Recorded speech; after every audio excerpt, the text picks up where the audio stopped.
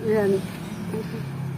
Hello mga idol, after 1 hour, ito po yung proseso na talagang sinubaybayan natin ng pagkatagal-tagal kasi napaka-araw, talagang singkat ang araw, tingnan nyo naman, kaya talagang nakapayong kasi masusunog yung ating mga skin dito.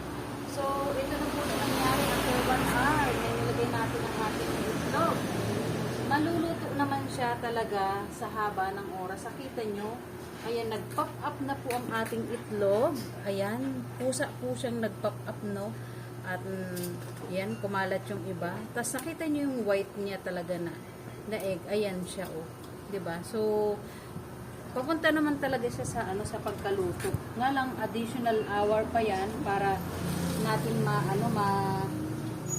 mabaliktad ba? Ay, anong tawag doon?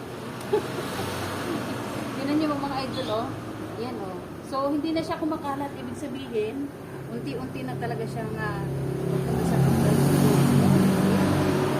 So, ayan talaga siya, naluluto. Wala itong halong daya, ha. Ito po ay oras talaga ang ginugol natin para papakita sa inyo ano ba ang